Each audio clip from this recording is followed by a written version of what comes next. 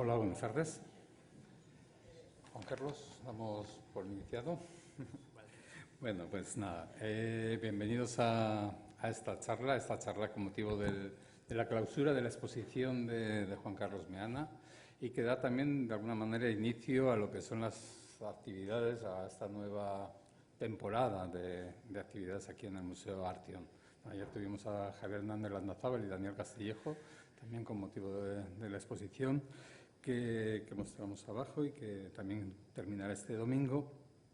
Y hoy con esta exposición y este sábado con un proyecto que tenemos y que os han dado, he visto que teníais en la mano el folleto de Escualdea, va a haber una performance de manos de Miriam Isassin, carpinteros, en Zuazo de Cuartango, ¿no? Con motivo de esta iniciativa que es producida por Artión y la Diputación Foral de Álava. Hay una serie de actividades, hay una serie de acciones que se van a llevar por todo el territorio alavés. Nada, pues entonces gracias. Y gracias muy especialmente a ti, Juan Carlos, por dedicarnos este momento, esta charla, que teníamos prevista haberla realizado en primer momento al inicio de la exposición, pero que quisimos también, bueno, por un accidente en aquel momento que impidió el poderla llevar a cabo, pero que quisimos hacer coincidir con la presentación del catálogo de Juan Carlos Meana. Un catálogo que os pido disculpas, no va a estar esta semana. Hoy estaba hablando con la imprenta, está ahora mismo en encuadernación y nos llega la semana que viene, pero sí que hemos querido dejar de alguna manera constancia de ello y hemos puesto una hoja ahí fuera, en la parte exterior de la sala, que podéis apuntar vuestros nombres, todos aquellos que queráis o que os interese recibir el catálogo o recogerlo a partir de la semana que viene con un pequeño descuento con motivo de este lanzamiento, ¿no? de esta presentación. El catálogo tiene textos del propio Juan Carlos Meana, que recoge en buena medida parte de lo que va a decir hoy aquí. Tiene, obviamente, pues una catalogación de la obra que participa en la exposición. Textos de Fernando Illana, que también lo tenemos aquí con nosotros, y del propio comisario José Ángel Arteche, que hoy no ha podido, por distintos motivos, tampoco estar en esta presentación. Yo, para empezar, para entrar en materia, me gustaría presentar a Juan Carlos Meana como escultor, como artista, como escritor y como docente. Quizá estas tres patas dan mucho significado a su práctica artística, a su práctica cultural, y creo que se va a quedar patente hoy, ¿no? Como tres partes de la práctica del arte.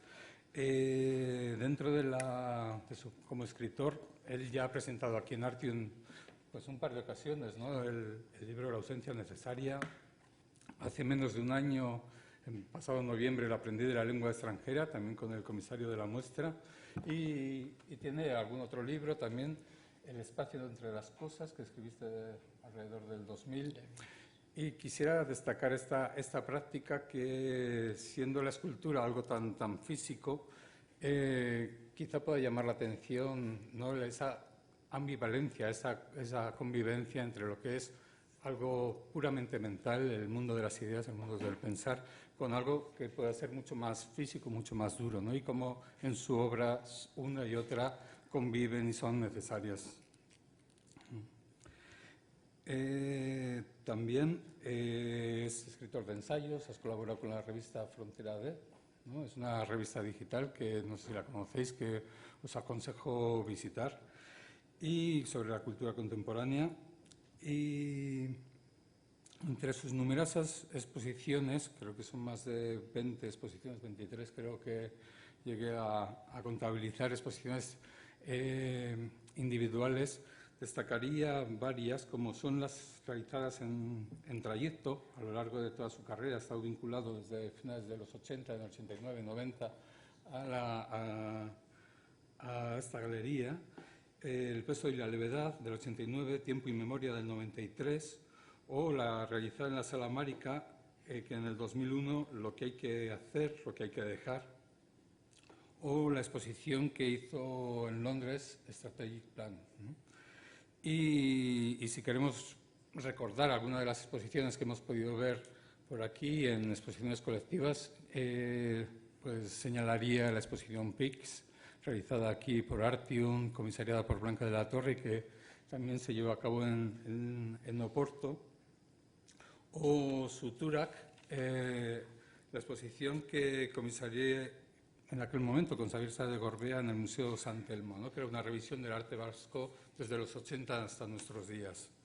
También hay varias exposiciones, la realizada por Javier Tudela, creo que también era sí, ¿no? La Osadía del Bufón, o los proyectos que se presentaron de manos de Fernando, creo que también, no sé si Iñaki Cerrajería, y hay un grupo en Comparada que se llevaron aquí a cabo en los años 2008, 2009 y que hacían un recorrido por todo el arte contemporáneo que se había realizado desde los 75, 80 hasta desde la puesta en marcha quizá de la Sala América, ¿no?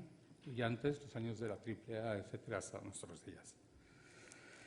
La exposición que hemos visto, que podemos ver hasta este domingo, Nos y Otros, esta exposición es una de las, posiblemente la exposición más amplia que haya realizado hasta el momento, ¿no, Juan Carlos?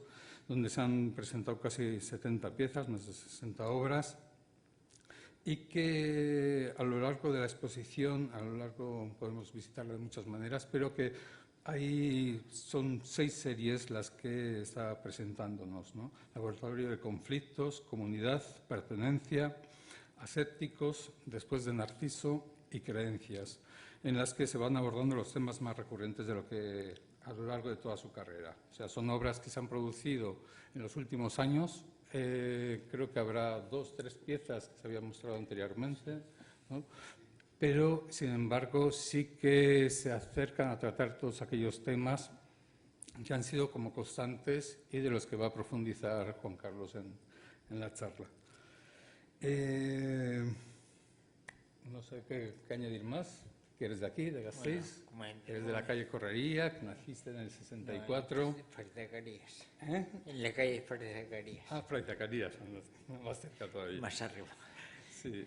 Y bueno, que pertenece a una generación en los años 80 que venía marcada por la Facultad de Bellas Artes, quizá aquí en nuestro contexto más directo, este encuentro con la internacionalización del arte después de esos años de autarquía, de los años de final del franquismo. De repente hay uno encontrarse con ese arte internacional, igual con las corrientes del minimalismo, con el conceptual, con figuras trascendentes en aquel tiempo como podían ser Joseph Beuys o la filosofía y la teoría de Oteiza dentro de un contexto mucho más próximo.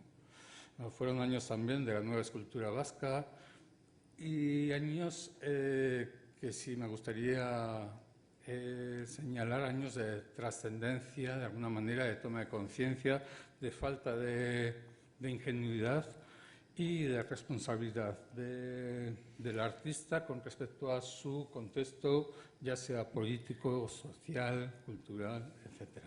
Y quizá de alguna manera podamos ver reconocidos, hoy podamos volver un poco a lo que decía al principio, esta necesidad de pensar sobre el arte, de la función del arte, de cómo se conforma, del lenguaje y del rol que tiene el arte tanto en la sociedad como en la manera de conocer y de conocernos a nosotros mismos, ¿no?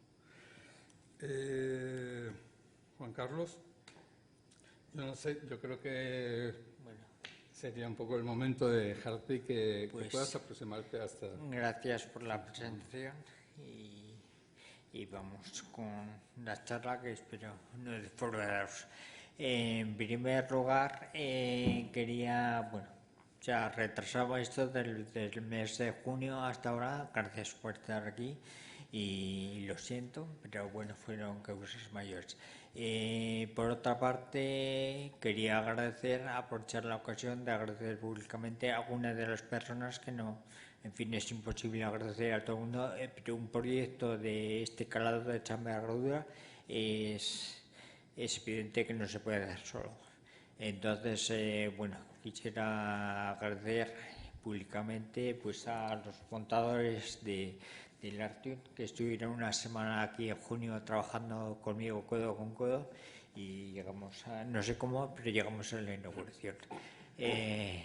Siempre se llega, no se sabe cómo, pero se llega. Agradecer también la colaboración de Chema Pascual de Artepan, que bueno, generosamente pues realizó las pruebas de la pieza que bajó en la exposición del pan y puso tanto su trabajo como el material pues a mi disposición, y entendió enseguida de qué iba la obra y el proyecto que quería hacer.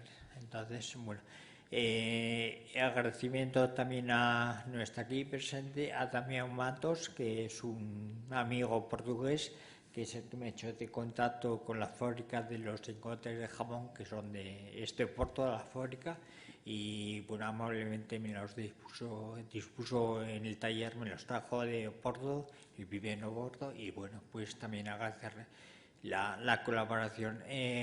Responsable de la edición es Fernando Illana. También un agradecimiento especial por la maquetación y por el texto también con el que colabora en la edición del catálogo, que es buen conocedor de mi trabajo. Y como no, agradecer también a la familia propia y extensa que me han ayudado en la logística en cada momento, pues con ciertas dificultades que tengo ahora, pues me han ayudado en todo momento en fin, en el día a día, en el taller, a mover paquetes, a embalar, a la logística cuando he venido a Vitoria, en fin, etcétera, etcétera. Pido disculpas también por la edición, que no es la más correcta, pero si no se entiende algo, pues pregunta hecho otra vez y volvemos a repetir. Bien.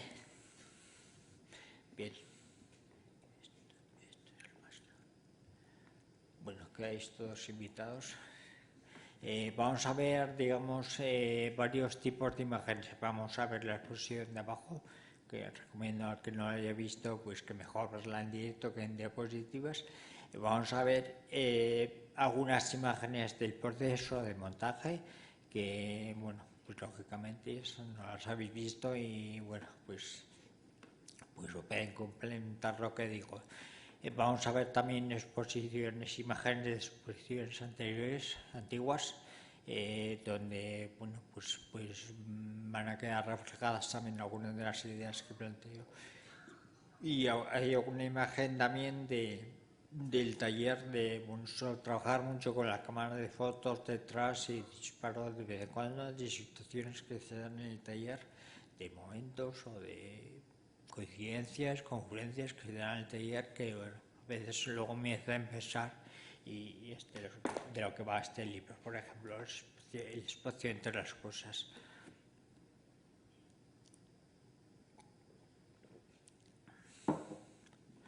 Bien,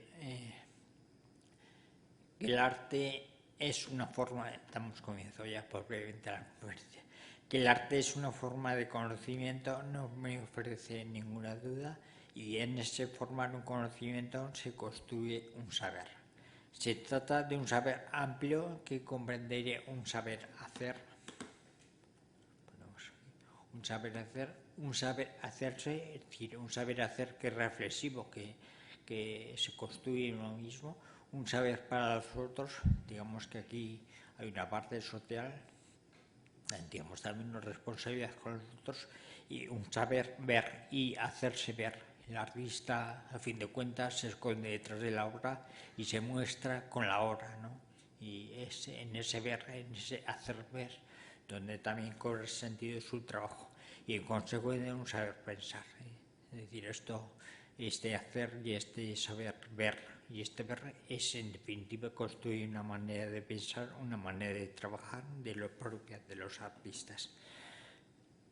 Bien, esta es una imagen de un momento de la orden de taller, una acumulación de las letras. No se ve la imagen. A ver. Bueno, aquí debería aparecer una imagen que no aparece.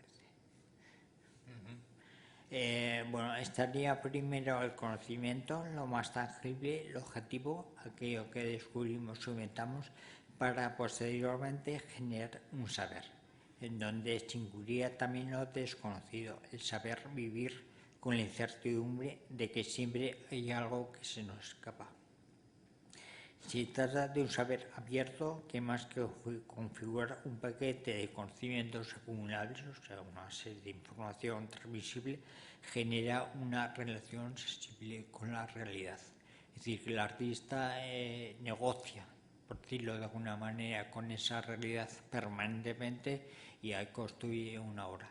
Y en esa negociación, ese saber dar respuesta, creo que se produce un saber más que un conocimiento como otras disciplinas, es lo que lo diferencia de otras disciplinas de conocimiento. El saber se produce porque se genera un deseo de saber anteriormente. Es ese deseo el que ejerce de motor del proyecto. Vemos aquí algunas fotografías del vídeo que se puede ver abajo, Confidencias del Deseo, que enlaza un poco con gran parte de mi trabajo sobre el mito de Narciso y sobre el espejo, que me ha ocupado buena parte de mi trabajo durante años y todavía sigo trabajando con ello, como podéis ver. Crear supone siempre una puesta en crisis de la obra misma, un fracaso elocuente. En la creación no hay lugar para la autocomplacencia. Crear nos hace consciente, o debería hacernos, de nuestro yo y del contexto del otro y de los otros. Cada vez que creamos algo estamos estirando y reinventando el lenguaje.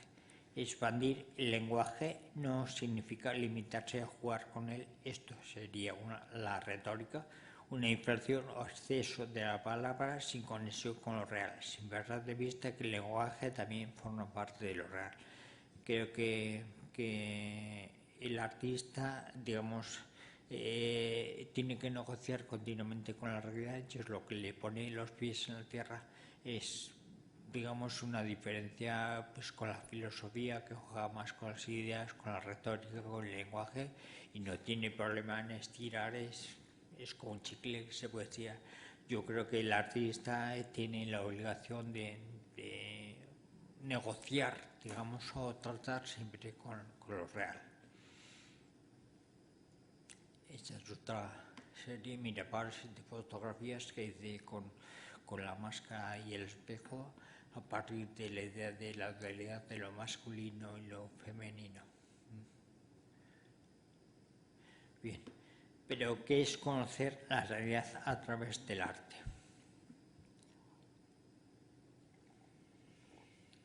La realidad implica un sujeto creador, un artista, inmerso en un contexto y rodeado de unos semejantes. Es decir, que hay una parte también social o política o de comunidad que hay que atender, digamos. Estos son trabajos, bueno, momentos de un taller que he estado dando durante 6 años en la Facultad de Granada, en el Máster de Arte Contemporáneo que tienen, y son trabajos de los alumnos con espejos y todo eso. Son, digamos, unos momentos de ese seminario, de ese taller. Conversar con lo real implica conocer el mundo en el que nos movemos, y para ello hemos de percibir primero y ser conscientes después de lo que percibimos, para tratar de elaborar una respuesta o una obra desde nuestra mirada. Hay un porcentaje de expresión en el hecho de construir una obra, pero fundamentalmente lo que se debe dar, y lo que me interesa a mí, es un conocer en el sentido de organizar el mundo, interiorizando, creando un esquema para situarnos en el mundo. Y también, como no, dar a conocer una parte de comunicación que no es otra cosa que poner en común una ciudad. Digamos que serían los 3 niveles de expresión, de conocimiento y de comunicación que me interesan o que estarían, digamos, más acordes al trabajo o al arte que yo practico, ¿no? Y que me parece que coger solo uno. Cuando decimos que la vista expresa y tal, bueno, estamos hablando de una pequeña parte. La expresión es una parte de todo ello. Bien. Hablamos del hacer. El hacer en arte implica, bueno, vamos a comentar esta imagen primero. Digamos que la exposición que podemos ver abajo tiene como 3 niveles o 3 partes que no son mías, son de Antonio, no me acuerdo el nombre. Bueno, es un libro que se titula Nosotros Mundo, es muy parecido al título, de Antonio Campillo, que es un profesor de filosofía en la Facultad de Murcia. Y en ese libro plantea una cosa que me atrapó desde el principio y que me sirvió para intentar organizar la exposición. Digamos que hay un nivel, una serie de obras que reflexionan sobre el sujeto mismo, es decir, ese nivel más ético, más hacia la persona que crea.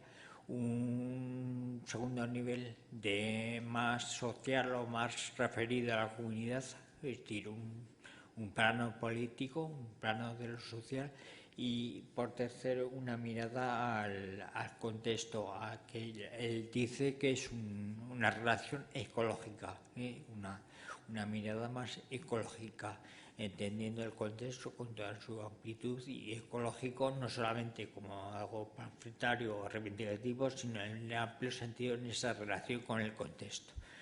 Digamos que tanto esta obra como la siguiente que vamos a ver están más enfocadas a la relación con el contexto, a la relación más ecológica. Por eso ese de Pluriverso, que es una mesa de billar incluida dentro del campo de golf, incluida dentro de una exposición. Esto es una prueba en el taller, donde lógicamente pues la foto no tiene las condiciones que hay abajo, pero bueno, sirve un poco para ver la hora. O mientras se montaba la hora de las escuadras y las balas, que es el plan estratégico, que es la pieza que estuvo en Londres también en el año 17, y que se trata de ocupar un espacio con escuadras y con balas donde se hace impenetrable, digamos, para el espectador. El espectador es expulsado en aras de conseguir ese plan estratégico en busca de objetivos que cumplir y que nuestra sociedad de mercado pues nos impone. Es donde queda el sujeto fuera. No sé si cortarte. Ahí quiero decir cortarte porque estos 3 niveles que estás comentando de Antonio Campillo, de alguna manera me trae a la cabeza algo que comentamos habitualmente aquí en el museo, que son también como 3 maneras de mirar el objeto artístico a la hora de acercarnos a él, que sería este aspecto social, este aspecto más personal, más íntimo, y un aspecto más vinculado al lenguaje, a la constitución del propio objeto artístico, al metalenguaje. Estos 3 aspectos, finalmente, prácticamente todas las obras tienen estos aquí, hay una relación con cada uno de estos 3 aspectos. Cada una de ellas tendrá más incidencia igual en otras, y cuanto más presentes estén, pues más interesantes, más capacidad de crear discursos puede tener estas obras, ¿no? Yo creo que es una manera de organizar las imágenes y que se puede aplicar mi trabajo o cualquier otro trabajo, ¿no? Sí. No es exclusivo mío, digamos que a mí me ha servido como herramienta de pensamiento para organizar el trabajo que hay abajo, pero es extensible a otros artistas. Sí, de alguna manera veo también un poco en todas estas piezas, ¿no? Esta mirada plural un poco a todos ellos, ¿no? A cada uno de ellos aspectos. Este aspecto ético, político, aspecto, ¿cómo lo has llamado? Relación ecológica. Ecológica. Bueno, el hacer en arte implica una relación con el acontecer del mundo. El sujeto creador adopta una postura activa en la que en un proceso de diálogo y experiencia complejo se va produciendo una transformación. Luego hablaremos de esa transformación, de la que la persona que crea y del sistema o del contexto que abarca, más propio de lo que podemos entender como el Homo faber, hasta aspectos de índole más intangible, no menos presentes, que atañen a la persona como ente, como una inteligencia sensible. Es decir, que en este hacer del artista estaría lo propio del Homo faber, del hombre hacedor de cosas, pero el aspecto de la técnica, digamos que toca también o atañe también a aquellos aspectos más intangibles o más que tienen que ver más con la sensibilidad o con aspectos menos visibles, digamos, o que están más escondidos, no menos visibles, sino que están más escondidos y que desentrañar. Digamos que me interesa entender el arte y el Homo faber como esa actualidad, ¿no? La capacidad de juego va implícita en este hacer. El juego requiere una entrega de quien lo practica, un compromiso. En todo juego tratamos de ganar. En este tratar radica lo esencial del juego. Es el núcleo y motor del acto mismo creador. Jugamos desde la diversión, pero con absoluta sinceridad. Sabemos que en la entrega al juego podemos perder, y aquí perder significa perderse, no encontrarse, no experimentar no permanecer, involucrados en el acto mismo de la creación. Bueno, esta es una imagen de una fase del montaje en la mesa con jabones que hay en la exposición. Bueno, esto es un poco lo que he dicho. Este hacer que nace de una actividad y voluntad de juego lleva consigo una experiencia del disfrute en la que el sujeto creador se autoconstruye. Hacer con goce o gozar de lo que se hace es la mejor de las posiciones de un sujeto que se crea a sí mismo. Aquí tenemos la obra. ¿Cómo es esto? Adiestramiento, que bueno, es un ejemplo claro de cómo en nuestra cultura, pues desde pequeños se va incluyendo en el ámbito de lo social cada persona o cada sujeto. Bien, conocer es esencialmente un diálogo tratar con. Somos entes que dialogamos con nosotros mismos. Hay otro yo que es interlocutor primero en todo acto creativo y a veces muy complejo y poblado. Pero este acto introspectivo se quedaría en puro autismo si no metemos una búsqueda del otro en la realidad, si no hay una común acción.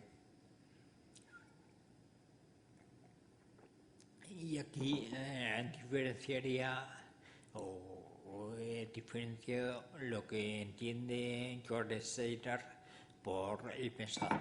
Es un pensador judío que fue profesor en la Sorbona durante muchos años, entre inventar y crear. Creo que es en su libro Gramáticas de la creación o presencias reales, no recuerdo ahora bien, donde hace esta diferenciación entre inventar y crear. Inventar estaría más en el orden de prolongar el lenguaje, de hacer, digamos, una combinatoria de cosas, pero en el arte no debemos olvidar de la otra parte, de la creación, en el sentido de acudir al origen de las cosas, de preguntarse por lo que es originario en cada uno de nosotros como creador y en los objetos creados. Y digamos que de esta división, yo creo que acertadamente, pues bueno, la he retomado y la he tenido en cuenta también, no solamente en esta exposición, sino en todo mi trabajo. No sé. Bueno, aquí veis otro momento del montaje, cuando se desmaló todas las letras azules que hay en la exposición Algoy y se dispusieron en el suelo, y me pareció una imagen potente, que no dice nada, como el arte, no dice nada, pero bueno, es Y aquí la obra Silencio que tenemos en la exposición también en mi taller, una imagen de taller. Bien, la separación entre la obra y su autor, la distancia que la existencia material de la obra produce con respecto a la idea de su creador es lo que provoca el extrañamiento en la creación, lo que produce cierta desazón, pero seguramente, y esto lo digo más por sospecha que por certeza comprobada, esa imperfección entre la idea y su materialización, lo que permite hacer al partícipe al espectador, la que deja construirse su propia experiencia estética. Digamos que esa diferencia, extrañamiento que se produce entre la idea y la imagen que sale, que no sé, pero casi nunca corresponde a la idea que tenemos, es lo que permite precisamente que el espectador pueda introducirse en la obra y construir su propia idea, su propia subjetividad a partir de esa obra. Como partícula reflexiva nos vuelve el hacer del que hablamos hacia nosotros mismos, es decir, convierte el hacer creativo en una autopoiesis. Bueno, vemos otra imagen de la exposición. En definitiva, la imagen que estas frases lapidarias, digamos, que aparecen 4 obras en la exposición, que dice: la verdad está fuera en lo que hacemos. Que viene a decir que bueno, todo lo que habéis visto abajo es una mentira, es una ficción, es mi subjetividad, y lo que es verdad realmente es lo que está afuera, la vida misma. Y lo que cuentan todos los artistas al final es una visión subjetiva, y como tal es una mentira que les sirve para funcionar, pero que la verdad hay que buscarla en lo que está afuera.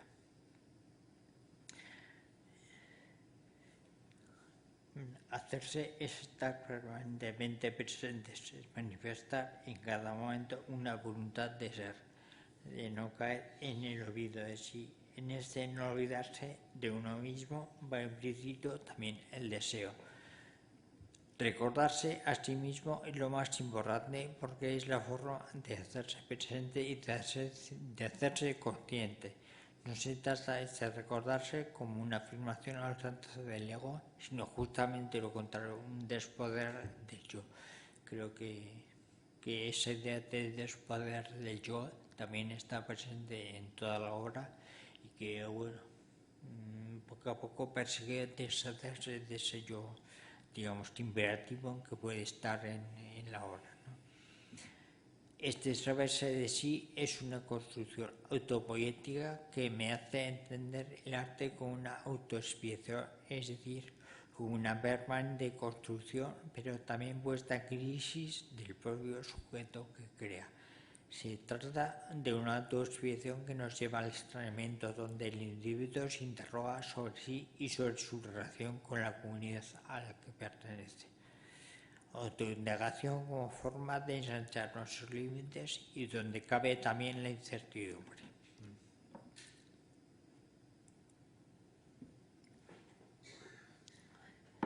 Si solo atendemos al problema, solucionamos las cosas desde el punto de vista técnico, pero la técnica sin una misión más amplia no sirve, es pura inmediatez, velocidad de cambio, pero no de transformación de la persona, del transmutar del propio sujeto.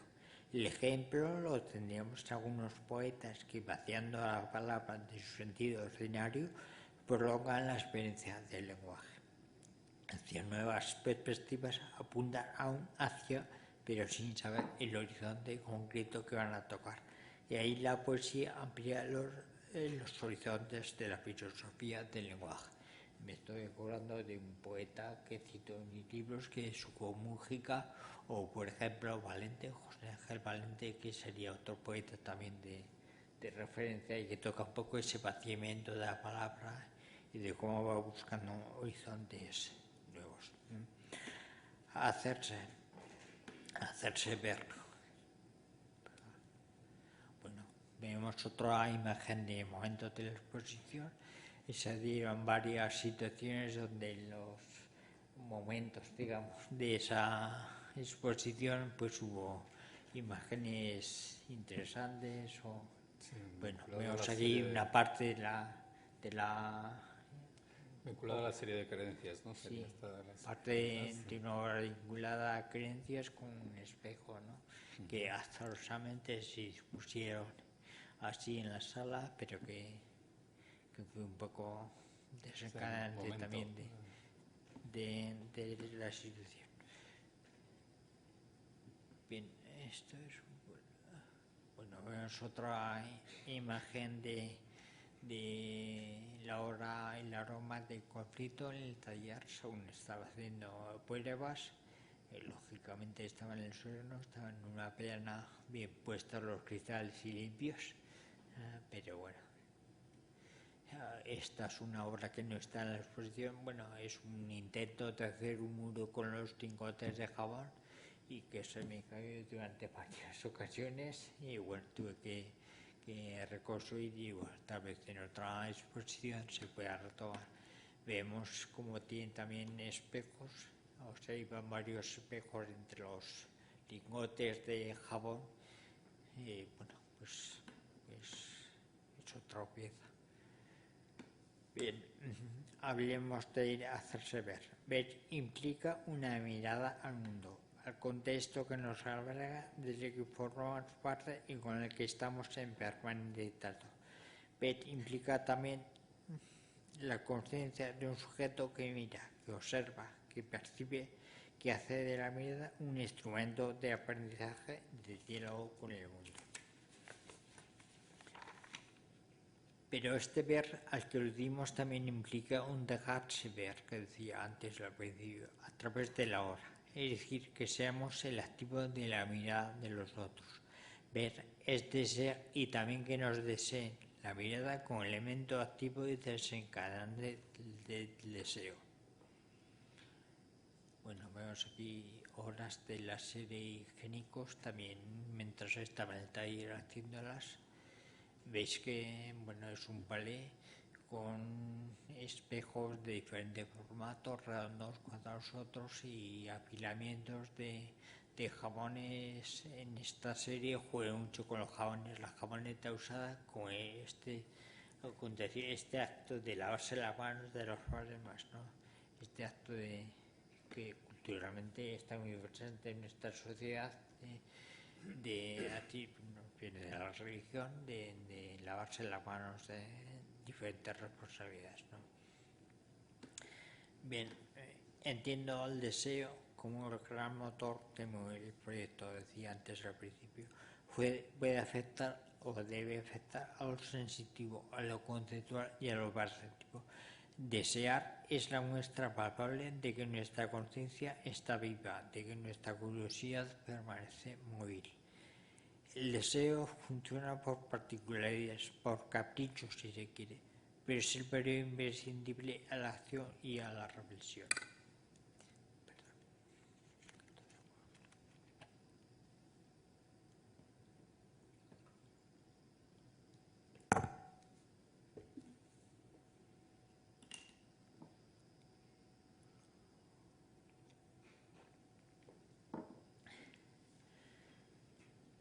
Somos seres que funcionamos con la seducción, deseamos y somos deseados. Un deseo del que no importa su grado de cumplimiento, sino su permanente autogeneración. Desear es permanecer activos, esencialmente movimiento, transformación y, en consecuencia, pensamiento.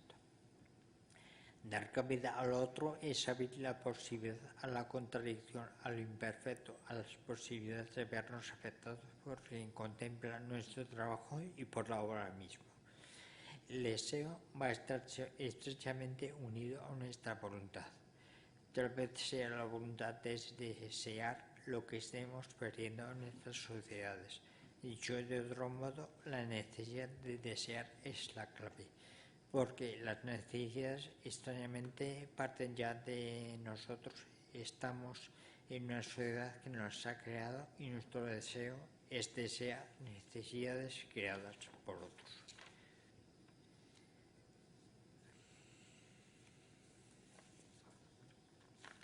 Bien, hablemos de una idea que está, bueno, vemos otro ejemplo de higiénicos de la serie asépticos que está abajo, y esto es el taller mientras estaba haciendo la obra. Bien, hablemos ahora de algunas ideas como la transformación, la comunicación, la comunidad, que está, digamos, presente, que está latente en toda la obra y que son ideas que me preocupan en el trabajo del taller, ¿no? Bien, la obra nos acecha en nuestra condición de sujetos sensibles, y es ahí donde se ha de producir la transformación, la transmutación, que es, digamos, de lo que vamos a hablar.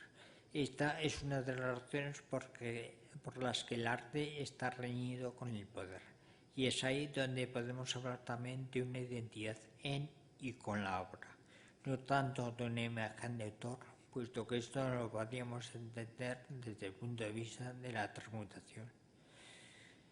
La obra nos tiene que hacer otros, nos ha de mover del lugar, incorporando la experiencia. Pero la identidad, de nuevo, como un lugar de vaso, sin metas, sin punto fijo. Es la manera de dar intensidad al acto creador y al expectante. La obra ha de cultivarse. Esa es también la tensión a la que me refiero, que sea lo suficientemente compleja como para en la experiencia de su realización o contemplación no seamos ya los mismos. Entiendo el concepto de transformación como aquel que nos permite establecer un puente entre la dimensión ética y estética del arte. Bien, vemos otra imagen del montaje de la exposición de abajo, la pieza de los panes, que tuvimos que reponer panes porque no nos llegaba, no escribía. Bien, es lo que he dicho de la transformación, la idea anterior. Bueno, esta es otra prueba de taller con los espejos y las jóvenes y las palabras que decía antes. El arte es una herramienta apropiada por andar en la postura que el individuo ha de tener frente al mundo, una construcción paralela de imagen del mundo de la persona. La transformación la entiendo como una actitud de permanente construcción del individuo. Transformar significa moverse a través de las formas, ir cambiando no tanto de formas, sino a través de ellas, como si nuestro aspecto exterior visible fuese el resultado de una transformación interior invisible. Cambiar constantemente sin llegar a un estado estable. La transformación es la consecuencia de la autopoiesis que decía antes, de la autocreación. Se fluye en un diálogo con el mundo, intercambiando e incorporando creativamente las necesidades que tanto contexto como individuo plantean. Es así como se autocrea la persona y es así como se autocrea una sociedad, porque la transformación implica la incorporación de lo público, de los otros en la relación a uno y de la devolución de esa transformación a la comunidad.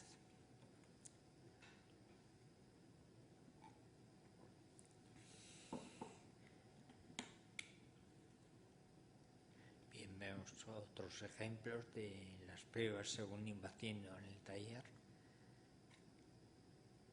Bien, hablemos de la contemplación, también otra idea que está por ahí en el fondo de todo mi trabajo. Aquí radica la experiencia de lo artístico, en el acto mismo de la contemplación.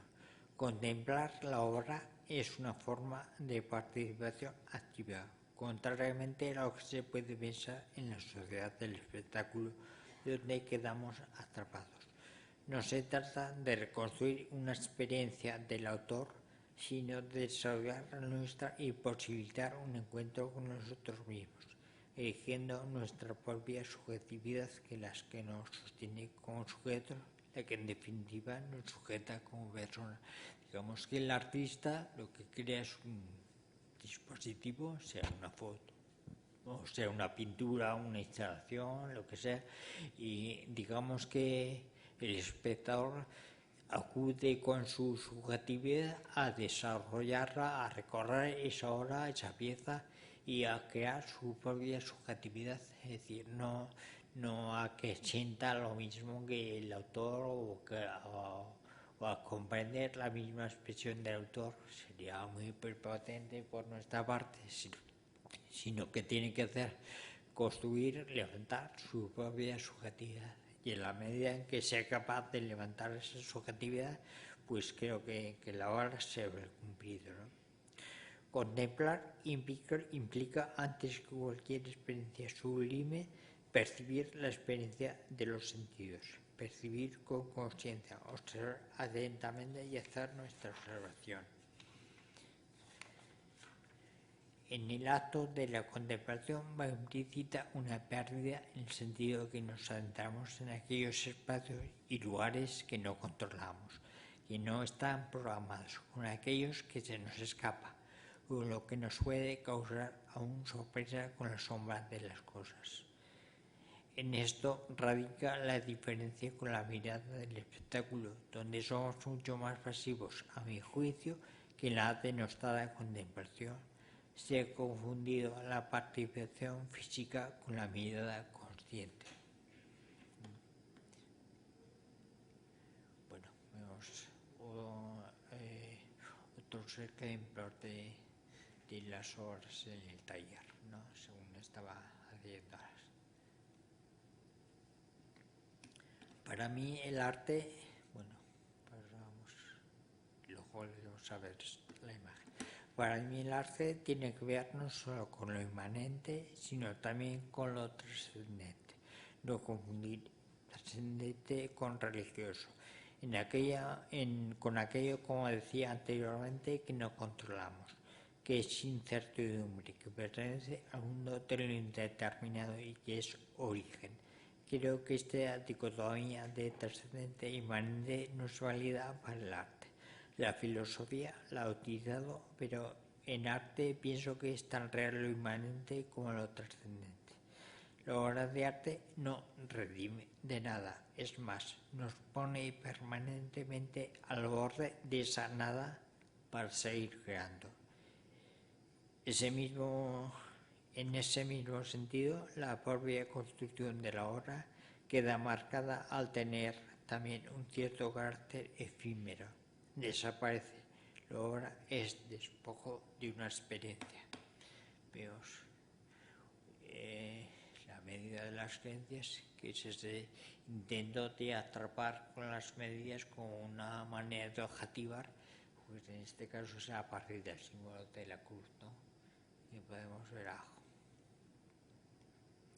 O esta otra obra donde intentamos una comunicación entre lo inmanente y lo trascendente a partir de esta pieza del mandato de los mártires, que bueno, pues con tanto mártir como hay, pues bueno, es también una obra que me sugirió una pieza que está unida con imanes, es decir, que no quería ni usar pegamento ni artilugios añadidos para unirlo, sino que es un cúmulo de imanes y luego con la anilla, la joya en oro, como símbolo también de la divinidad, de esa una anilla de granada, ¿no?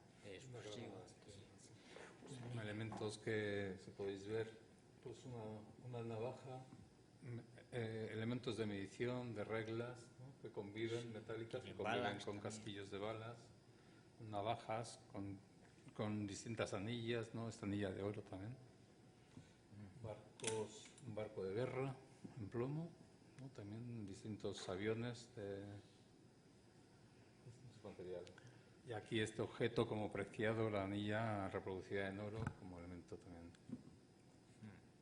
trascendente.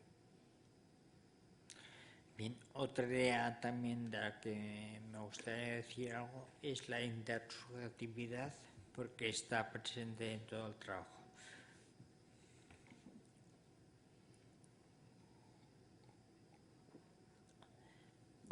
La intersubjetividad en la obra nos pone en continua definición como sujetos creadores. Es el paso continuo de un yo que se diluye a otro que nunca se confirma. pero es en ese movimiento mismo donde la acción creadora toma todo su sentido. Es en esa disolución donde la obra realiza su función, pues está cabida también al yo del espectador, no para reconocerse, no para formar una comunidad identitaria con quien la ha creado, sino para darse cuenta de su propio extrañamiento. Es así como cobra sentido la idea de intersubjetividad, como espacio al que hay que tender no como unidad estanca, sino como espacio en formación, lugar al que se tiende y donde se busca al otro. Así, la subjetividad nos remite a mundos impenetrables del sujeto y la intersubjetividad alude a aquello que se configura en el espacio intermedio de todos, aquello que se lanza a los otros y de lo cual se espera que participen y lo enriquezcan. Experimentamos la obra en una suerte de errancia, en un vagar siempre en precario. Pretendemos sentarnos en ella con un principio de verdad y somos expulsados. La obra misma nos exilia. Experimentar o experienciar, si se me permite la licencia, es establecer una relación intersubjetiva entre el creador y el espectador a través de un objeto.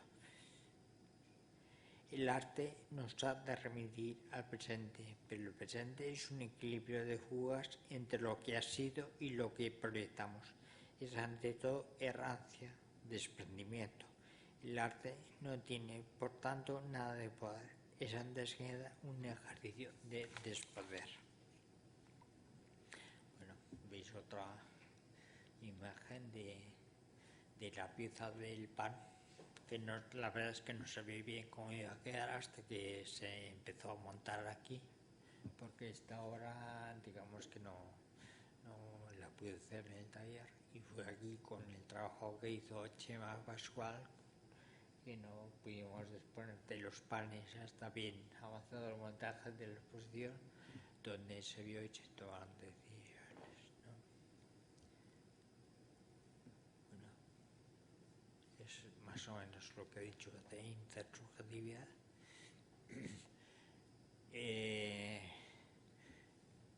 Estas son una serie de fotografías que hice hace unos años con marcos y letras de madera, o sea, en volumen, que fabriqué yo y que se colgaban en el puerto de Vigo en diferentes barcos que tuve la oportunidad de tener acceso a ellos, y colocaba estas frases para luego fotografiar.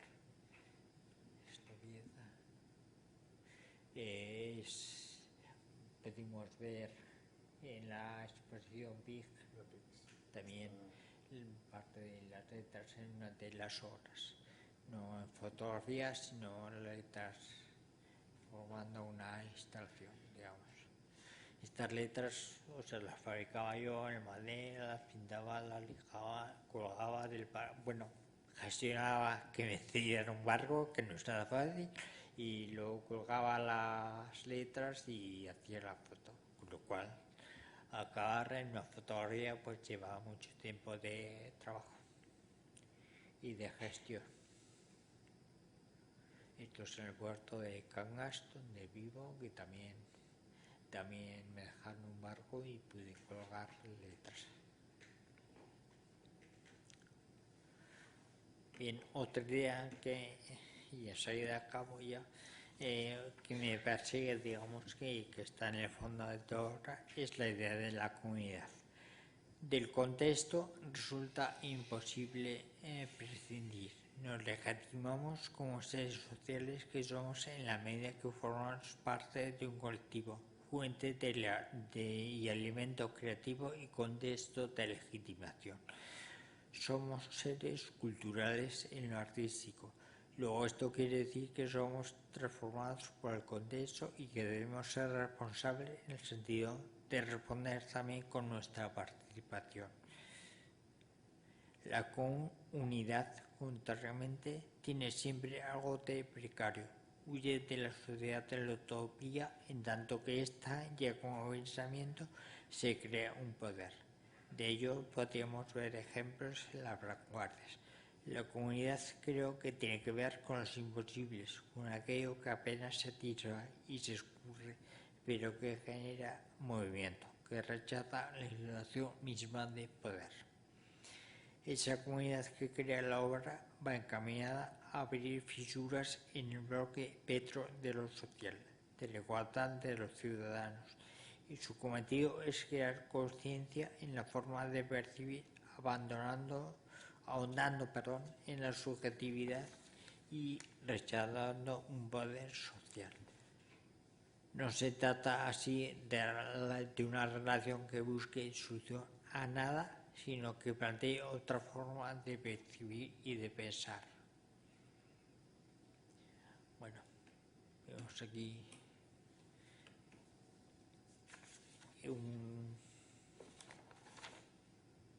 una imagen de la exposición de la idea de comunidad. No me acuerdo cómo se titula esto. El secreto de lo común. El secreto de lo común. Una pieza que nos costó bastante montar. No sé por qué no va. Se paró. Aquí le damos a que si quieres. Pues la siguiente. Esta es una exposición del 2010 en la Fundación Seoane en Coruña. Es un edificio municipal del Ayuntamiento de Coruña. Está reformado, pero que originariamente era un cuartel de tropas al uso. Y digamos, pues bueno, me dejaron el patio central para exponer y hacer una instalación. Son ladrillos refractarios, diferentes posiciones, y sobre lo que están colocados también platos, como podemos ver abajo en la exposición. Bien, en la comunicación es otra idea que aparece en la obra y que, digamos, es un tema que me preocupa, ¿no? O que me obsesiona. La obra puede ser hermética, requiere conocimientos extras para su asimilación, esfuerzo del espectador dependiendo de su grado de complejidad. Ya nos lo dice Puntadas en una Bienal de Venecia. Decía, atención, la percepción requiere compromiso.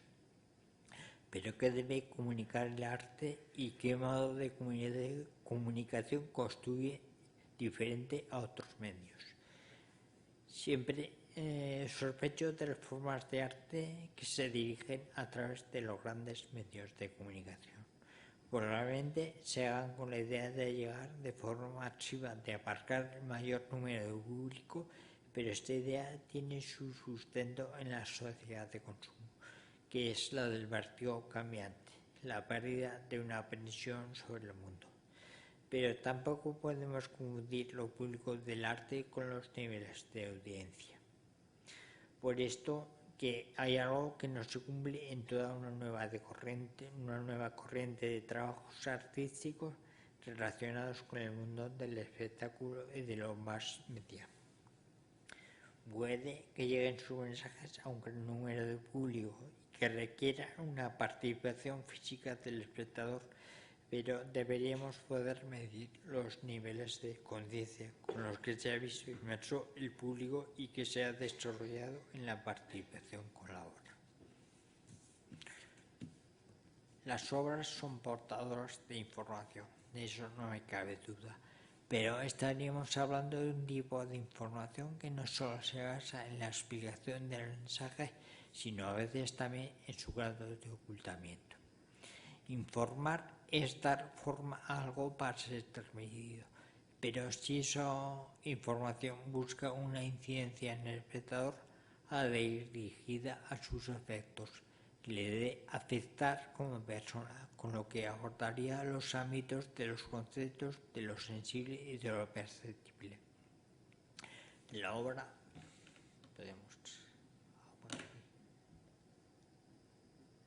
bien, esta es una imagen de una exposición que hice en Vigo en el 2012, hasta vaciarse de tanto aquí.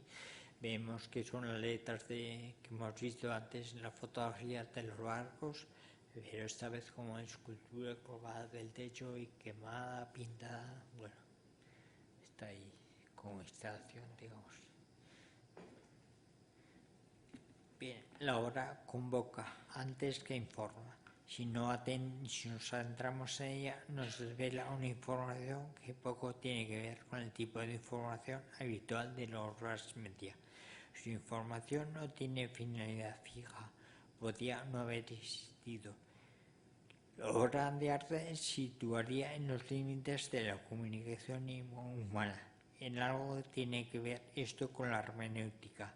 El sistema interpretativo se repliega en la intersubjetividad que creo es la experiencia de la obra.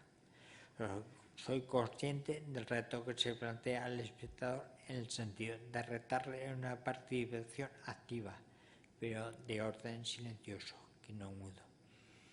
Pocos aguantan, seamos sinceros, no es una cosa masiva. El paso de lo intrapersonal a lo interpersonal me hace pensar en valores que se pueden compartir y de los que podamos partir como. De ahí que la realización de la obra la entienda como un despoder, una puesta en crisis, un cuestionamiento antes que una afirmación.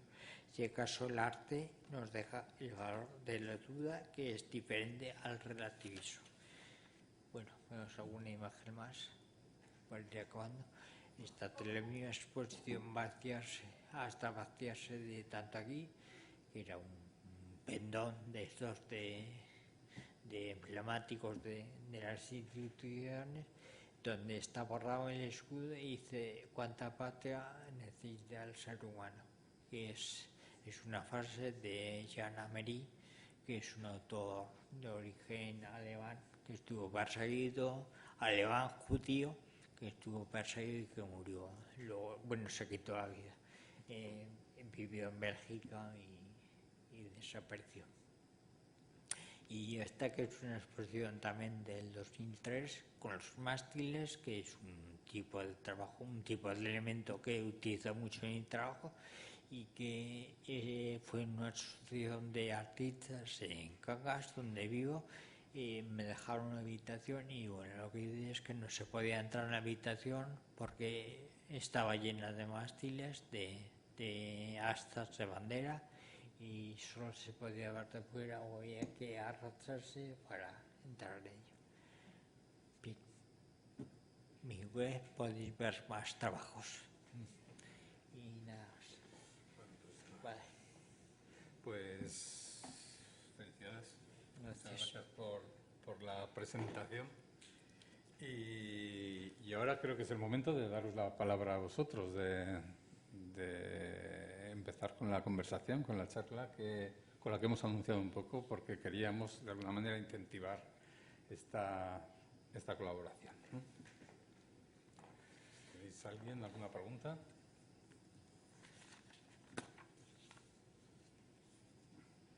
Tengo preparado algo para romper el hielo también, sí.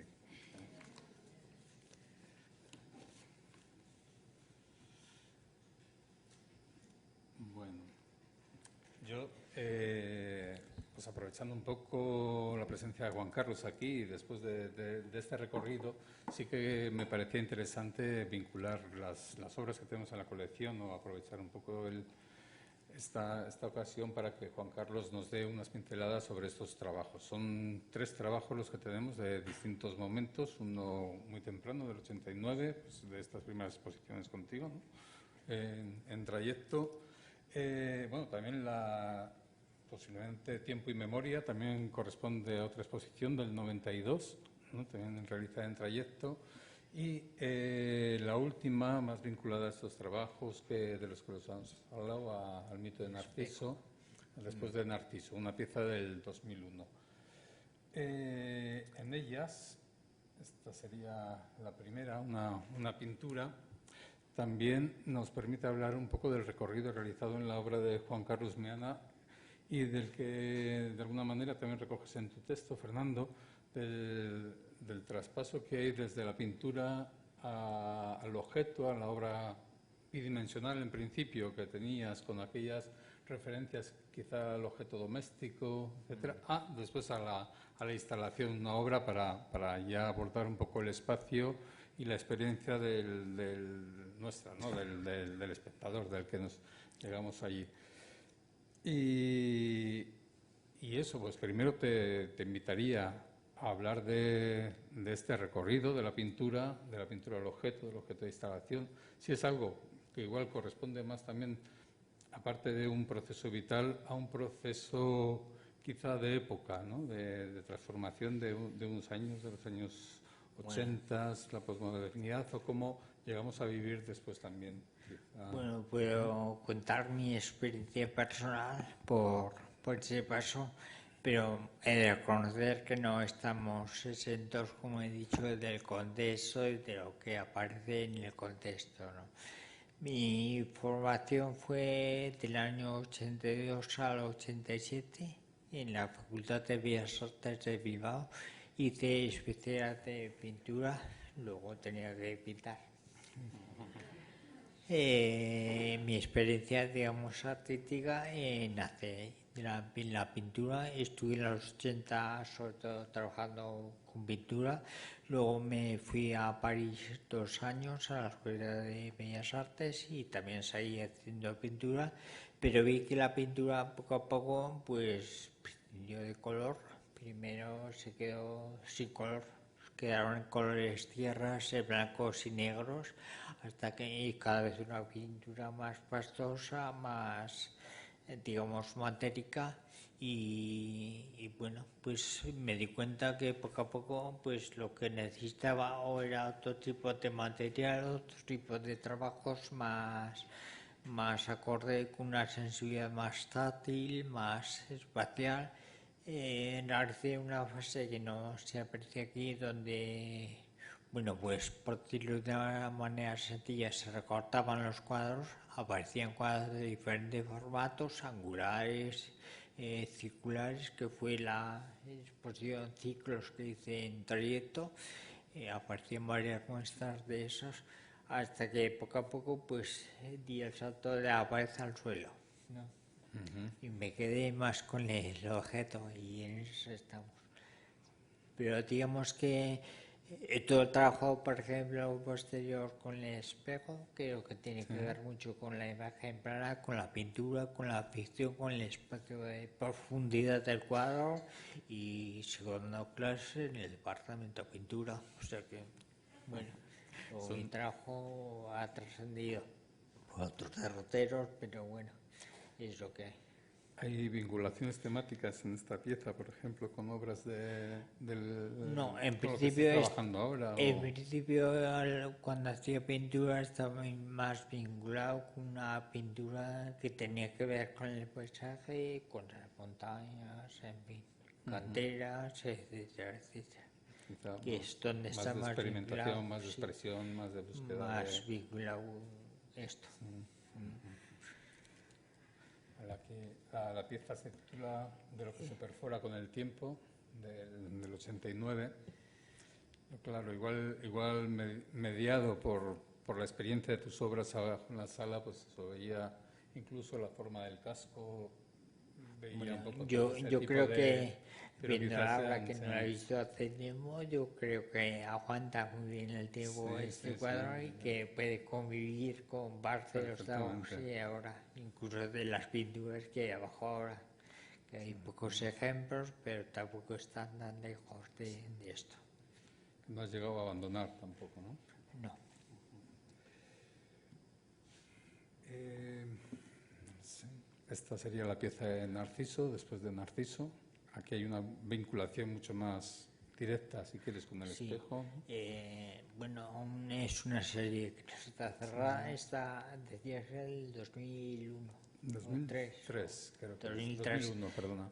Bueno, pues según trabajando con el mito de Narciso, el espejo, como habéis visto, con la mirada en el espejo, siempre un espejo que nos interroga, no un espejo autocomplaciente. No me interesa el espejo que nos devuelve la mirada bonita, digamos, sino que siempre es un espejo vuelto, un espejo en reposo, un espejo tapado con telas, etcétera, etcétera. Sí, interrumpido, ¿no? sería De tu hecho, silueta. de ¿no? hecho, esta es la única que aparece la silueta mía de su momento y que aparece cargada en cristal. Sí, que también lo vinculas a la identidad, poder cuestionarnos, ¿no? Sí, sí, bueno, Narciso es un tipo que dice la mitología que no es consciente de encontrarse él mismo en el reflejo y murió, digamos, enamorada de esa imagen que no era consciente que era él mismo, ¿no?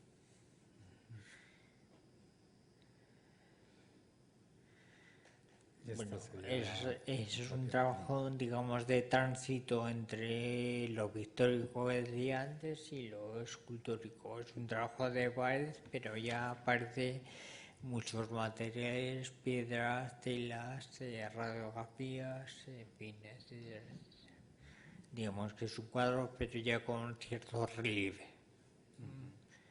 que es como empecé, digamos, haciendo trabajos de pared, pero que poco a poco ya fueron saliendo cada vez más de la pared y acercándose al suelo.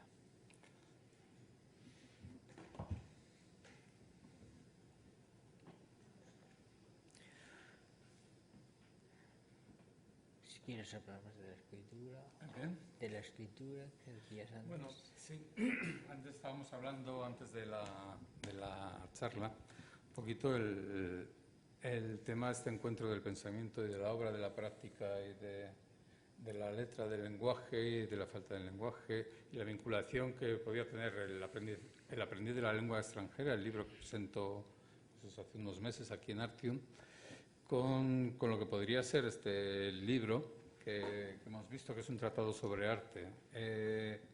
Ese encuentro entre la palabra y la práctica artística, para mí podría ser perfectamente un tratado de arte, ¿no? Y le preguntaba a ver si se reconocía en eso mismo, si había en la escritura de esto que habla de cómo alguien se enfrenta al conocimiento de una lengua y cómo le construye y cómo es de alguna manera es cómo se entrega, es pertenecido a la lengua más que al revés, que se aprende en la lengua. Si hay allí también un paralelismo con la creación artística, que para mí era evidente, ¿no? Esa creación de espacios, y me gustaría, no sé si puedes comentarlo. Sí, ¿no? creo que en uno de los capítulos lo digo, bueno, me reconozco en mi trabajo plástico y creo que hablo La también construcción de las de letras, cómo precisamente, ¿no? construyo las letras, las pinto, las dibujo, le doy forma a las letras. Y es una manera de hacerse también con el lenguaje, desde la lentitud que ese lenguaje implica y con el hecho de aprender un idioma, pues al final bueno, se convierte en un trabajo escultórico, en este caso, que no tiene mucho diferente si quitamos el lenguaje o el aprendizaje de la lengua extranjera y ponemos la plástica o la escultura, pues podría servirnos tal cual. Digamos que es un libro que habla de la palabra, lógicamente, pero que tiene, digamos, un enfoque más plástico en el libro. Igual que ¿no? De la ausencia necesaria, igual la distancia, la ruptura, el Sí, desequilibrio, cosas que yo creo que también se hacen muy presentes en la propia exposición, ¿no? El comisario hablaba un poco de entre comillas, la precariedad, ¿no? de los objetos, que siempre estas instalaciones, este objeto se encuentra en un momento como de desequilibrio, ¿no? La presencia de los sí, jabones. este libro, bueno, lo escribí con motivo de un viaje a Bulgaria, que es, digamos, el hilo conductor del libro, pero en definitiva habla de la contemplación que cito antes y de la manera de ver los paisajes, el recorrido, la montaña, el caminar, de, digamos, un trabajo puramente escultórico. Digo, ya en uno de los primeros capítulos ya también me declaro como artista plástico y digamos que va a tener todo ese enfoque el libro desde la percepción, desde los momentos de creación, que digo yo, es un momento que te quedas con la mirada perdida y que bueno, sirven, son necesarios para el trabajo del artista, ¿no? Bueno, pues Juan Carlos, Pues nada más. no sé, yo quisiera de nuevo un poco agradecerle a Juan Carlos Meanda toda su implicación, aparte del día de hoy, obviamente todo el montaje de la exposición, etcétera, a lo largo de este último año, par de años casi, ¿no? Eso ha sido un proceso muy largo. No sé, podríamos tener de estas 70 obras como 4 versiones de montajes distintos en las salas, una vez con 400 metros, otra vez con 600, otra vez con 800 y finalmente con casi 1.400 metros de exposición.